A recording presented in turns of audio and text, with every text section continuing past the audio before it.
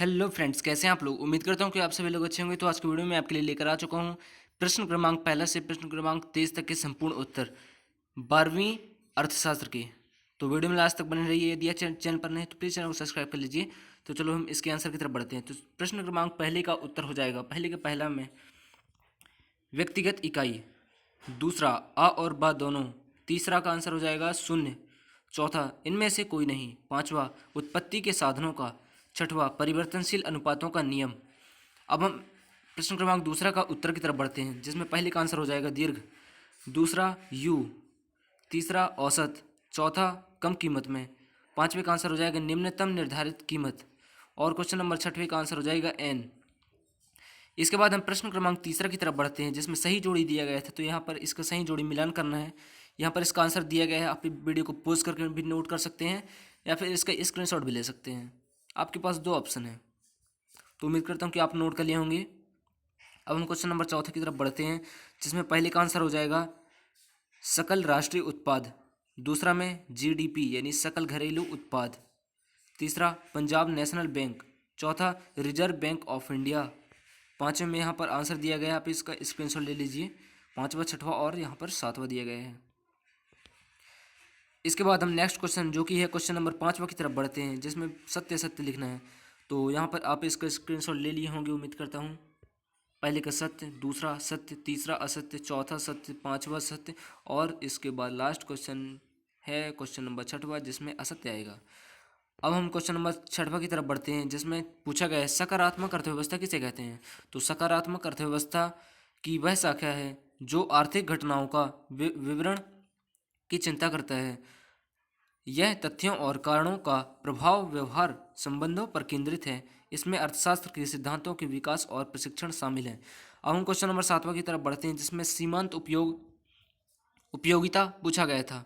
तो इसका आंसर यहाँ से दिया गया है कि वस्तु की एक अनियमित इकाई के उपभोक्ता से कुल उपयोगिता में होने वाली परंतु की वृद्धि को वस्तु की वृद्धि को सीमांत उपयोगिता कहते हैं। अब हम क्वेश्चन नंबर आठवां की तरफ बढ़ते हैं, जिसमें अथवा क्वेश्चन का हमें सॉल्व करना है। तो जिसमें पूर्ण उपयोगिता पूछा गया था, पूर्ण उपयोगिता क्या होता है। तो वहाँ पर इसका आंसर दिया गया है कि पूर्ण उपयोगिता से आशय उस बाजार से है जहाँ पर क्रेता एवं विक्रेता स्वतंत्र रूप से वस्तु का क्रय विक्रय कर सकते हैं, पूर्ण उपयोगिता कहलाती है। क्वेश्चन नंबर 9 का आंसर हो जाएगा, जिसमें पूछा गया था साम्य मूल्य क्या होता है। तो यहाँ पर इसका आंसर दिया गया है साम्य मूल्य वह मूल्य है जिस पर आपूर्ति की मात्रा मांग की मात्रा के बराबर हो जाती है।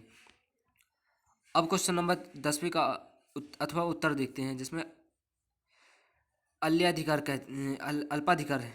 ठीक है, तो अल्पाधिकार क्या होता है। तो अल्पाधिकार, इसका आंसर दिया गया है कि अल्पाधिकार बाजार की एक ऐसी व्यवस्था है को कहा जाता है जिसमें किसी वस्तु के तहत बहुत कम विक्रेता होते हैं और प्रत्येक विक्रेता पूर्ति एवं मूल्य पर समुचित प्रभाव रखता है।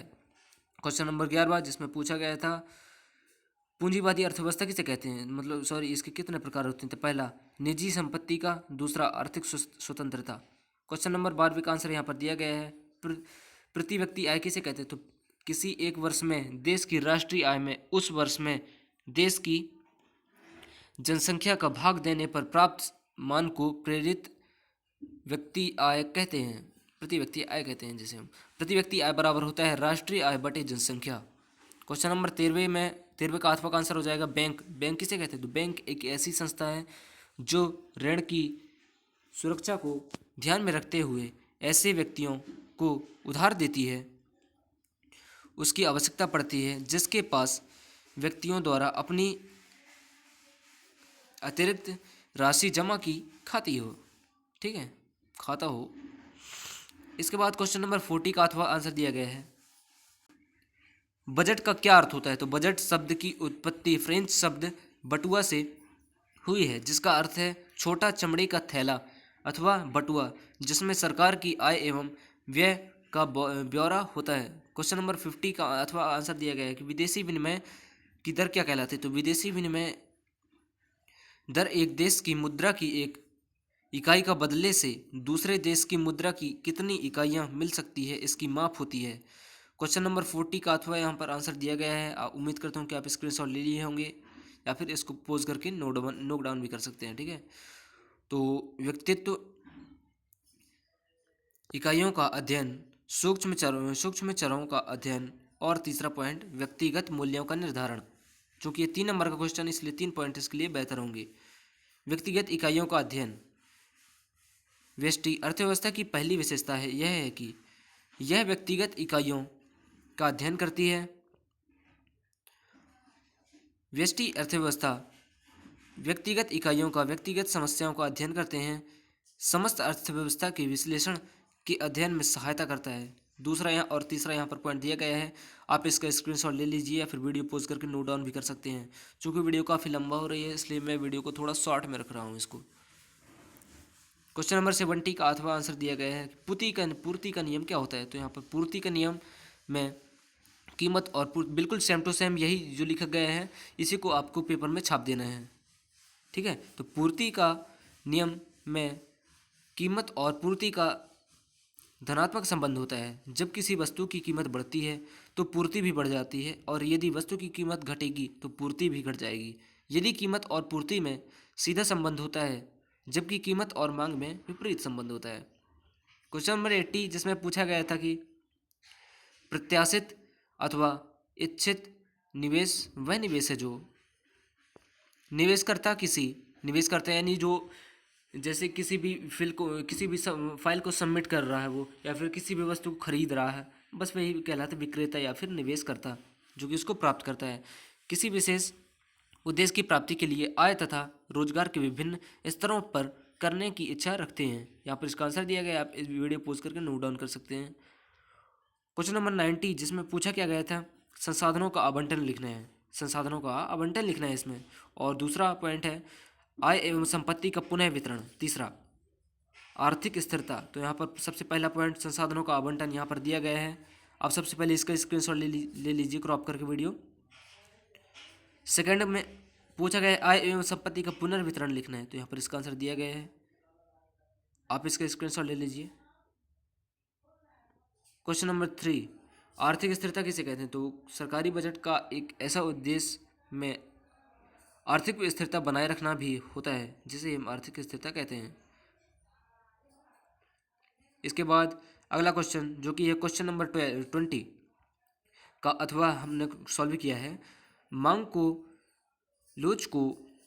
की लोच को प्रभावित करने वाले तत्व लिखना है। तो पहला वस्तु का स्वभाव, दूसरा वस्तु का प्रयोग, तीसरा स्थापन वस्तु की उपलब्धता, धन का वितरण, समय का प्रभाव, उपभोक्ता की रुचि, और सातवां मूल्य का प्रभाव। सबसे पहला पॉइंट दिया गया है, आप इसका स्क्रीनशॉट फटाफट लेते जाना। मैं वीडियो को 5 सेकंड के लिए रोक कर रखता हूँ, ठीक है।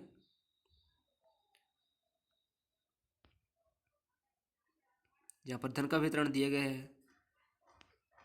इसके बाद नेक्स्ट क्वेश्चन जो कि क्वेश्चन नंबर 21 जिसमें पूछा क्या गया है, स्थिर लागत और परिवर्तनशील लागत में अंतर स्पष्ट करनी। तो यहाँ पर इसका आंसर दिया गया है, आप इसके स्क्रीनशॉट ले सकते हैं। स्थिर लागत का संबंध स्थिर लागत से होता है और इसका संबंध परिवर्तनशील लागत साधनों से होता है। क्वेश्चन नंबर 23 जो कि लास्ट क्वेश्चन है आपका पूछा गया था इसमें, चूँकि हमने अथवा क्वेश्चन सॉल्व किया है तो इसका आंसर यहाँ पर दिया गया है। एक केंद्रीय बैंक के क्या कार्य होते हैं। तो पहला पत्र मुद्रा के निर्गमन का एकाधिकार, दूसरा सरकार का बैंकर, एजेंट व सलाहकार, तीसरा वाणिज्य बैंकों के नगद किसों का संरक्षक, चौथा सार्व का नियंत्रण। यहाँ पर इसका आंसर दिया गया है, आप इसको नोट डाउन कर सकते हैं। क्वेश्चन नंबर 23 का ही उत्तर है, यहाँ पर पॉइंट वाइज दिया गया है। आप इसको लिख करके बोर्ड एग्जामिनेशन में अच्छे से अच्छे अंक ला सकते हैं। तो उम्मीद करता हूँ कि आपको यह वीडियो अच्छा लगा।